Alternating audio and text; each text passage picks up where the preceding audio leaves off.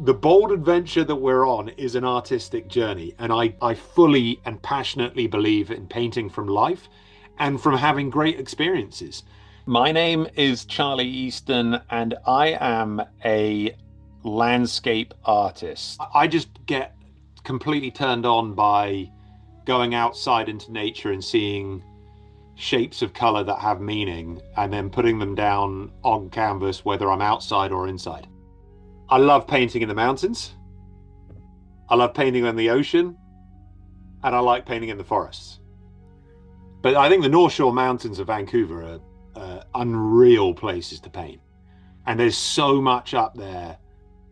It feels like it's unexplored. I'm definitely drawn in by the challenge. And also I do find that when I put in a certain level of physical exertion into getting to somewhere, my reward is greater.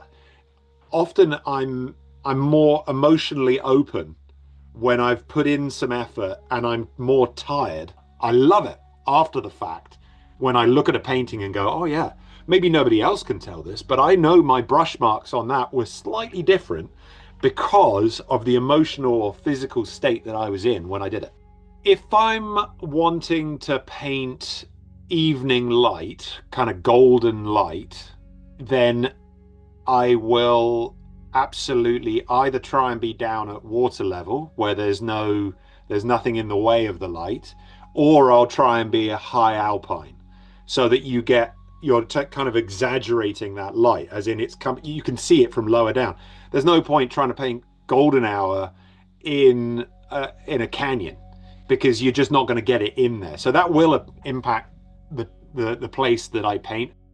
I have 3 different plein air setups, all packed up in their bags with medium solvent or with, water, all ready to go.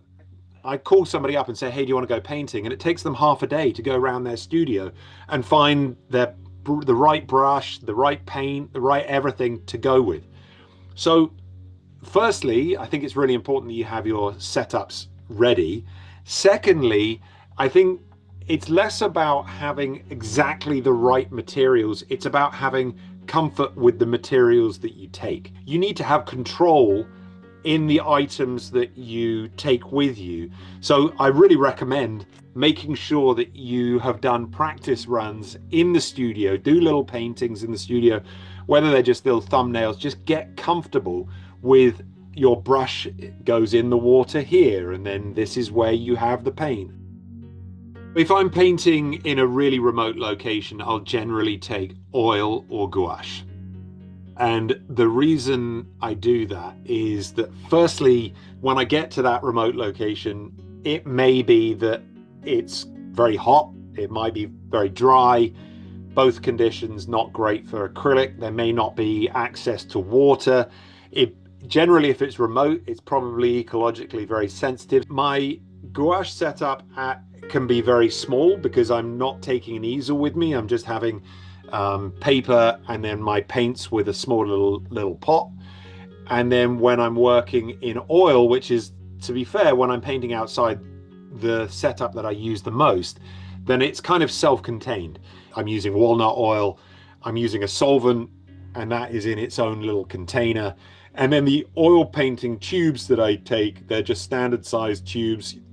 Oil paint, as you probably know, packs in tons of pigment. I like to have a warm and a cool of each primary. And so, and maybe I take a couple more than that, but generally, if I can have a warm and a cool of each primary and titanium white, then I will have 7 paints in tubes. I'll have small little pot of solvent, small little pot of medium, my easel and some boards, and I'm ready to go. It never ceases to amaze me how many clips and straps that I take and that I then subsequently use. Like I have ski straps, which are great. They're like these really stiff rubber straps that you can just, you can yard on it and it will really hold something together. I have Velcro, double-sided Velcro rolls that you can then, all of this stuff, it basically, you can create extra stability.